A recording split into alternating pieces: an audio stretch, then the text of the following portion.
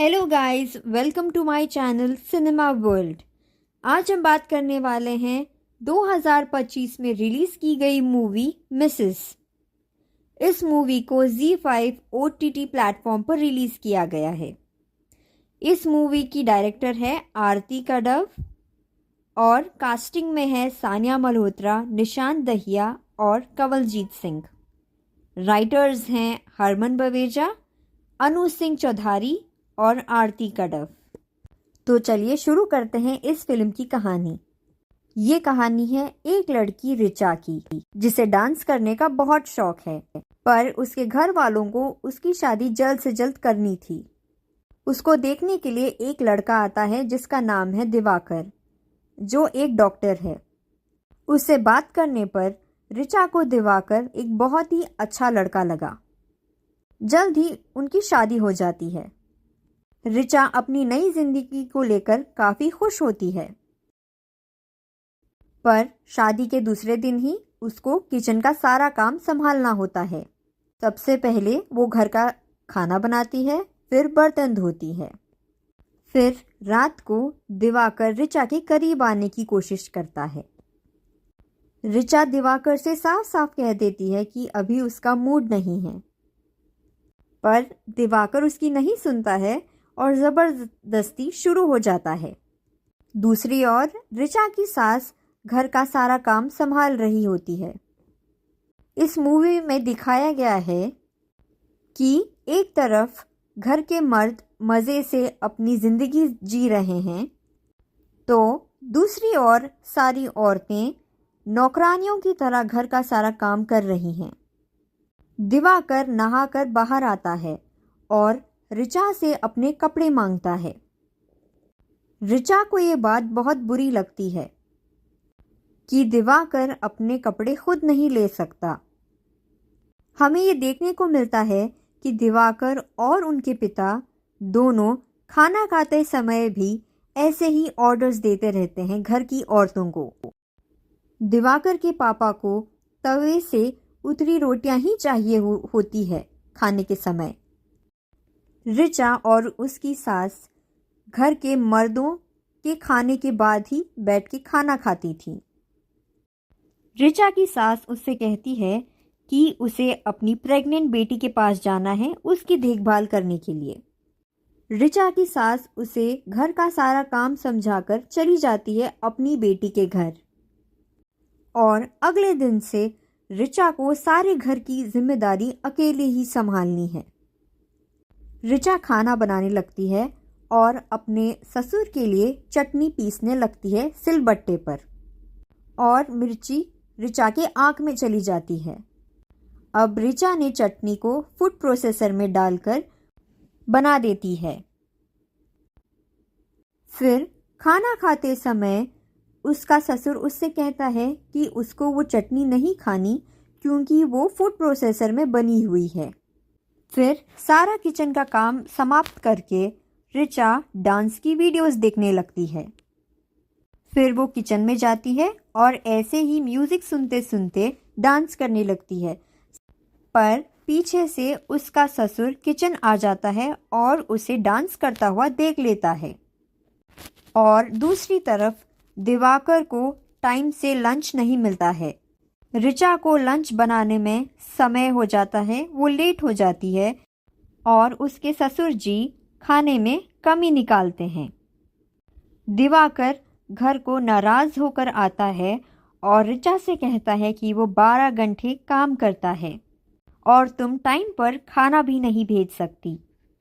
और फिर रिचा के ससुर भी अपनी पत्नी को फ़ोन करके रिचा की शिकायत करते हैं, कहते हैं कि इसको सही से काम सिखाओ। अगले दिन रिचा YouTube से देखकर अपने ससुर के लिए बिरयानी बनाती है, लेकिन उसकी ससुर ने इसमें भी नमक कम कह दिया। रिचा इस बात से बहुत नाराज़ हो जाती है। रिचा अपनी माँ से बात करती है और रिचा की माँ उसे कहती है कि अपने ससुराल में ये सब तो करना ही पड़ता है। सारा काम समाप्त करने के बाद जब रिचा अपने कमरे में आती है आराम करने के लिए, तब उसका पति उसके साथ ज़बरदस्ती करता है। और दूसरे दिन दूसरी तरफ उसके ससुर को मशीन से धुले कपड़े भी नहीं पसंद। वो अपने सारे कपड़े ऋचा से उसके हाथों से धुलवाता है। दूसरे दिन ऋचा को किचन की पाइप में एक लीक नज़र आता है और वो दिवाकर को बताती है, पर वो कुछ भी नहीं करता। फिर ऋचा दिवाकर से अपनी डांस क्लासेस की बात करती है, लेकिन दिवाकर इस बात पर भी कोई ध्यान नहीं देता है। दूसरे दिन सुबह में ऋचा को पीरियड्स हो जाते हैं। ये बात सुनकर दिवाकर शॉक हो जाता है, क्योंकि वो उसको प्रेग्नेंट करना चाहता है। दिवाकर उससे कहता है कि वो कुछ दिन किचन में काम ना करे और रेस्ट ले, और अपनी ऑफिस की स्वीपर को काम पर बुला लेता है। तो ऋचा उससे पूछती है, क्या कोई घर की मेड मिल सकती है?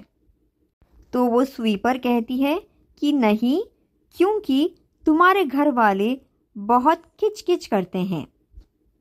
फिर ऋचा बैठकर डांस की वीडियोस देख रही होती है। इसी दौरान वो एक जगह डांस टीचर के लिए अप्लाई करती है। ऋचा ये बात अपने ससुर और पति को बताती है, पर दोनों ही साफ साफ मना कर देते हैं। अगले ही दिन उनके घर कुछ रिलेटिव्स आ जाते हैं और आते ही डिमांड करने लगते हैं ऋचा से। किसी को चाय चाहिए, किसी को शिकंजी चाहिए और किसी को गरम गरम कॉफ़ी।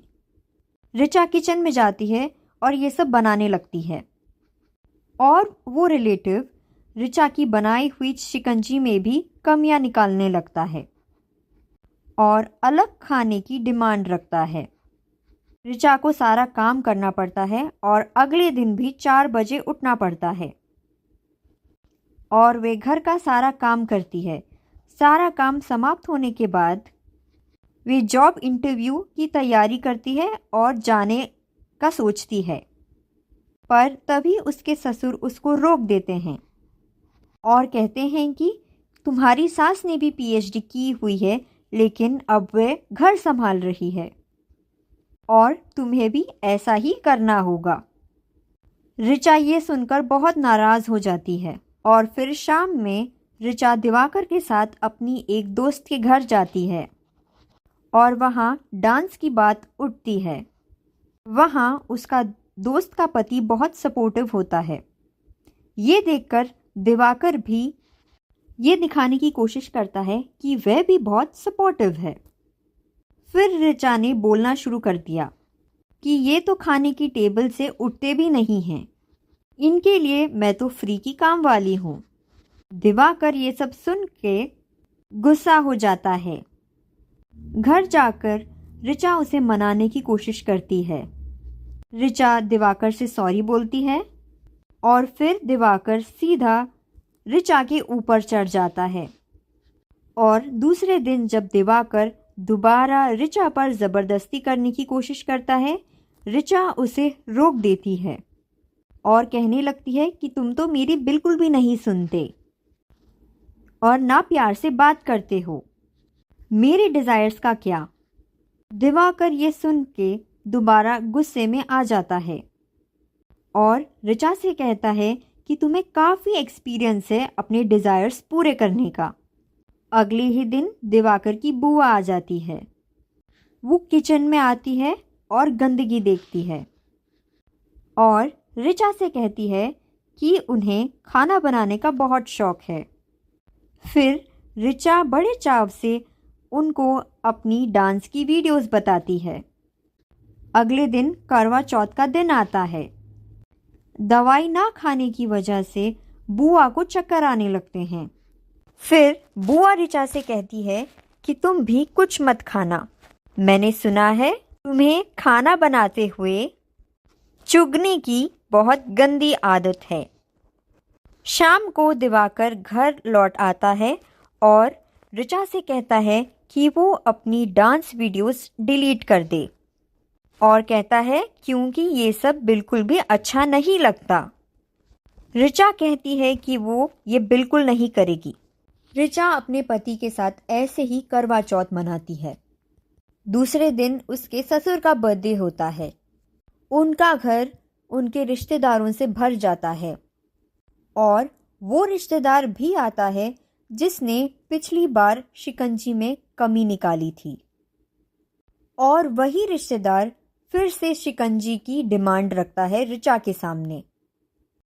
वह रिश्तेदार कहता है कि सारे लोगों के लिए शिकंजी बनाई जाए।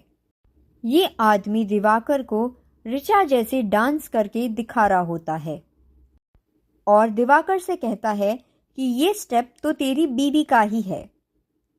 दिवाकर ये देखकर किचन में जाता है और ऋचा पर गुस्सा हो जाता है। ऋचा का सब्र यहीं टूट जाता है और ऋचा फिर सभी रिश्तेदारों को वही सिंक का गंदा पानी सारे ग्लासेस में भरकर दे देती है। फिर वो गंदा पानी पीकर दिवाकर किचन में आता है। फिर ऋचा उसके ऊपर वो गंदा पानी फेंक देती है और गाड़ी लेकर वहां से तुरंत निकल जाती है। वह अपने माँ के घर जाती है, लेकिन ऋचा की माँ अभी भी उसे यही कह रही होती है कि ससुराल में ये सब करना पड़ता है और इतनी सी बात का गुस्सा मत करो। और ऋचा से कहती है कि वह अपने छोटे भाई के लिए पानी लेकर आए। ये सुनकर ऋचा कहती है कि मैं क्यों उसको पानी दूं, वो खुद भी तो ले सकता है। और ऋचा कहती है कि आप लोगों ने ही अपने बेटों को बिगाड़ रखा है। जिसके बाद कहानी कुछ टाइम आगे चली जाती है और अब देखने को मिलता है कि दिवाकर ने दूसरी शादी कर ली है और दूसरी तरफ ऋचा डांस टीचर के तौर पर काम कर रही है। और इसी के साथ हमारी ये कहानी हुई यहीं पे समाप्त। आपके इस कहानी को लेकर क्या विचार हैं, हमें कमेंट करके ज़रूर बताइए और वीडियो को लाइक, चैनल को सब्सक्राइब करना ना भूलें।